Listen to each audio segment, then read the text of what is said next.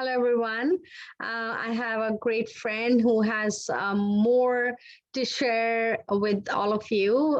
We had another interview with him a few days ago. And today is something very unique which has happened in his life, and it is supernatural. So, hi, Gary. How are you doing? I'm doing awesome. How are you doing? Fine. Thank you. Thank you for giving this opportunity once again. Thank you for having me and letting me share the things that's You're going most on. welcome. Yeah. Tell us about your story. I'm excited to hear, and many people are excited to know what happened supernaturally in your life. So it started with the ministry of the word that was given to me in a dream was called timed out, and I didn't understand what that was, and I tried to figure that out and went to several different meetings, and I was over in Tampa, and then I was over in Lakeland, and and I live in Orlando, so they're not close together. So it was several different meetings, and then finally I was introduced to a lady, and I said, "What do you do?" And she said, "I work with timed out children." I'm like, "Oh my goodness, that was given to me in a dream. What is that?" And she said, "It's when children are aged out of foster care." So along with that, because when they're aged out, they're basically just dumped out onto the streets. And so with that part of it, they're homeless. Some of them get hooked onto drugs, they're sexually abused, and the majority will kill themselves. So, and if they go into college or they go into the military in the times that they're off for like holidays or whatever they're doing, then they have no place to go. And so, and since I was actually homeless, I can relate to that. Since I was actually hungry, I ate oatmeal for 2 years, I can relate with that. So that's how the ministry started. And we work with the homeless and we feed them. And like I said, I've been there. So I have different eyes to see, there's no judgment, there's no shame. And it can happen to any of us. And I never, ever thought that that would have happened.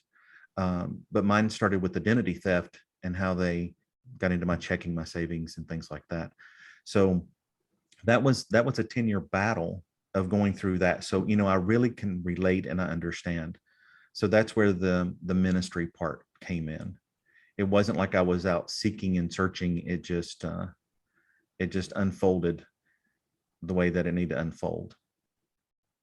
My Lord, I'm scared to hear that even in America or Canada, we still have this throwing out kids from home.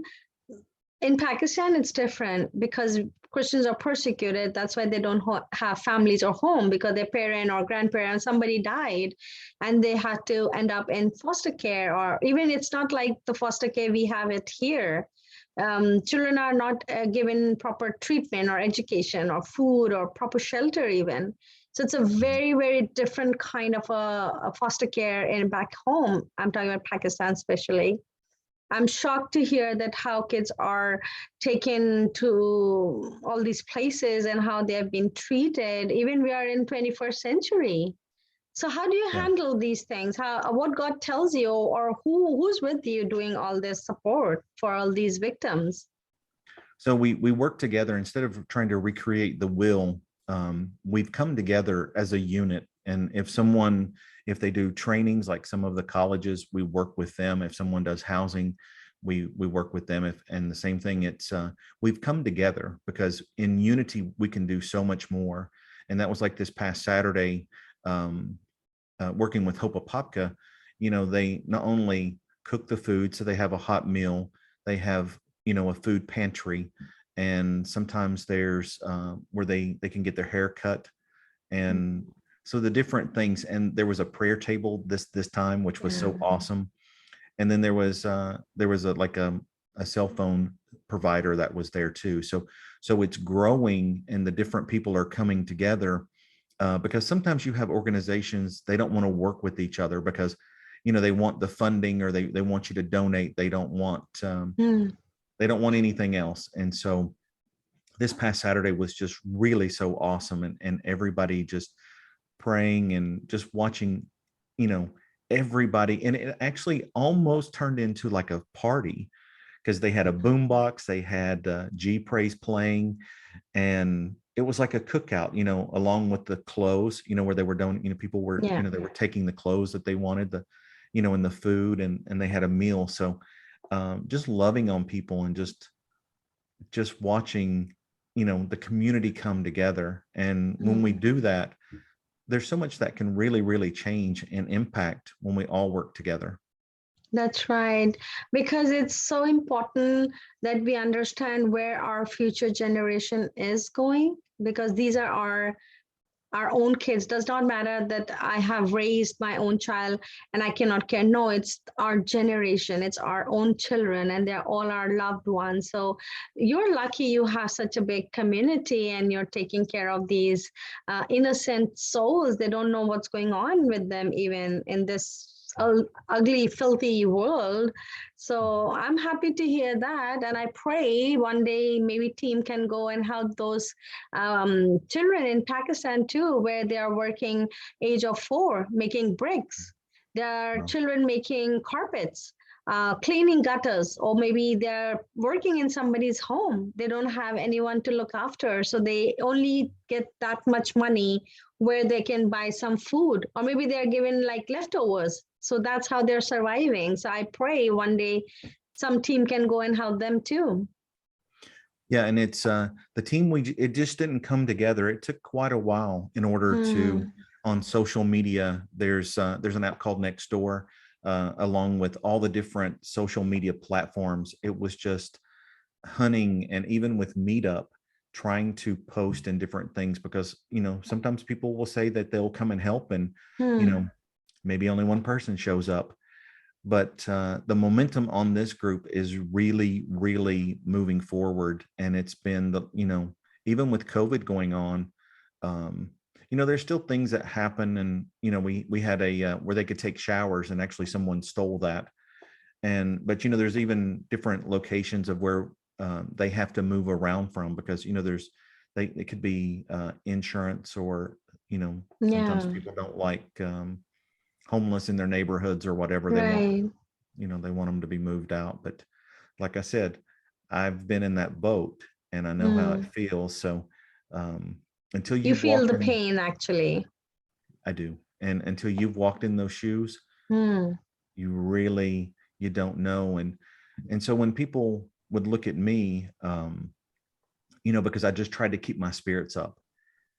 And, if they look really close, they would, see the holes in my shoes, and, they couldn't see the holes in my socks, or, the rest of my clothes. But it's just, sometimes people can put on a really good front, and you don't know what they're really going through until you just start to speak with somebody and just say, hey, how are you doing?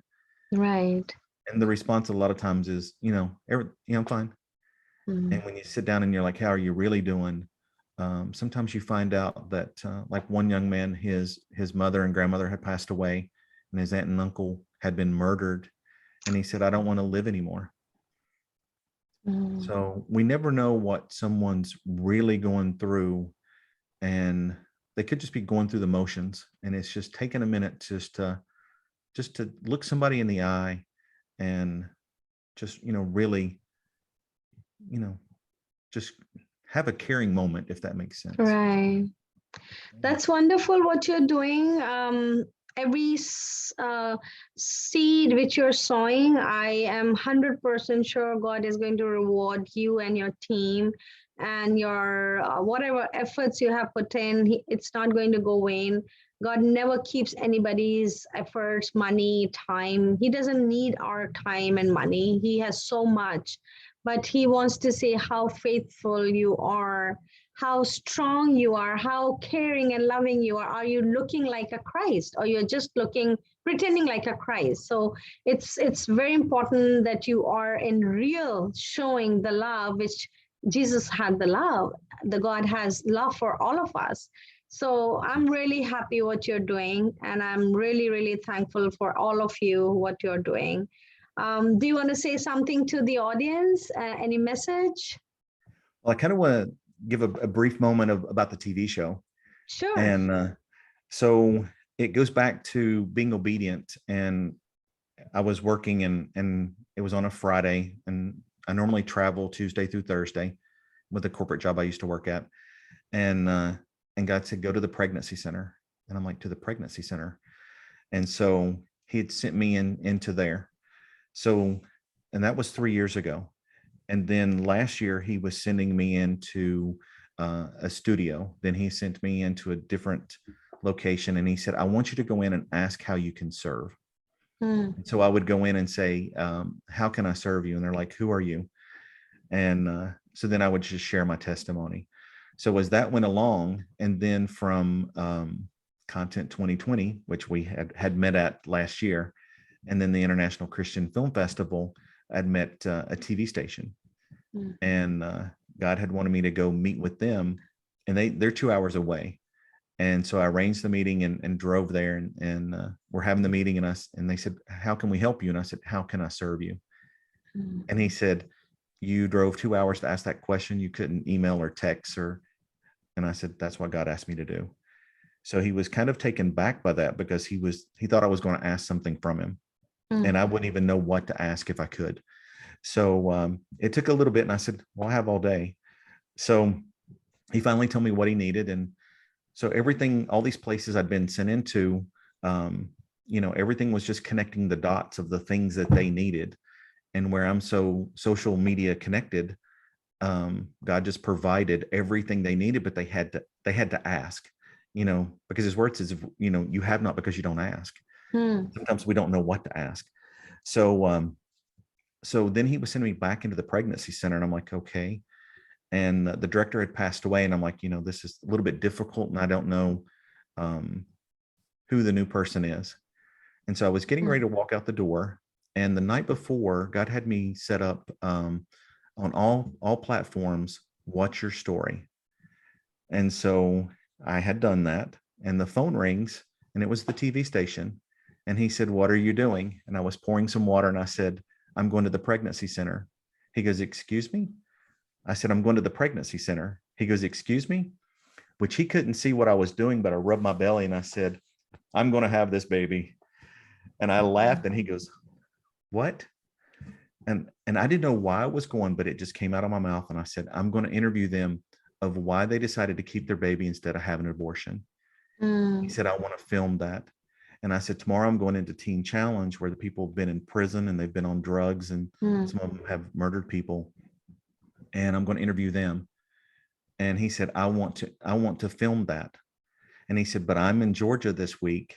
And he goes, I want to film it when I come back. So I said, okay. And I hung up. Never even thought about why he initially called, but God had just arranged all that. So I'm sitting there and I'm going, okay, God, all I have is my phone and a microphone. I want to do this for your praise and for your glory. Please bring me the people, the equipment, the studio, and everything that I need, even the things that I don't know that I need to do this. That was on Wednesday. By the time Saturday rolled around, I had the full crew. I had all the equipment. I had the editors. I had the studio, and not one penny was spent. Wow. We're all volunteers. And now there's 12 of us in the group. And the people that God takes us to interview, they have some amazing testimonies. They have been through some really rough things. They've been sexually molested. They've been raped. Some of them have wanted to commit suicide. They've done cutting. They've been orphaned. There's just abortions. And I mean, when I'm sitting there, because I don't know their testimonies and I don't know what they're going to say to me. And basically all I do is introduce the show. Sometimes I don't even introduce the show the right name. I don't even call myself the right name sometimes, but I won't let them adjust that, because it shows that I'm human. And then the end, they share how they serve, and I end the show. So it's Praise all the about them Lord. and their testimony. Praise So the Lord. Very impressive. So yeah, when you're available, we talked this in our last meeting. When you're available, God uses you. And when you ask, knock, and pray, it works. So yes, He will fulfill the desires of your heart if you wish to do it something. So yes, it is very impressive, very nice, very good job. And we need to take care of our new generation. So of course, mom is the key, and if mom is okay, then babies are okay too.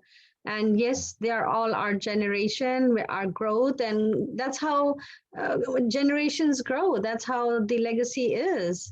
So it's a very important area what you're working. Again, God has used you in a very specific area because there was a lot of abortion cases and government issues and politics happen. Young girls can have so many freedoms. So it's a very, very hard area. um, I don't know how much I understand USA because I'm in Canada, but here it's tough too. We are also facing a lot of difficulties with the teens, especially with girls now. So we need to pray for our generation, our children especially. Thank you We so do. much, Gary, for all your time. God bless you for doing what you're doing. And God bless all your team, all your efforts. And maybe we can have another meeting sometime talking about new updates or any messages you want to give it to the audience. That would be great. Awesome. Thank you. Thank you. See ya. You take care. Bye bye. Bye.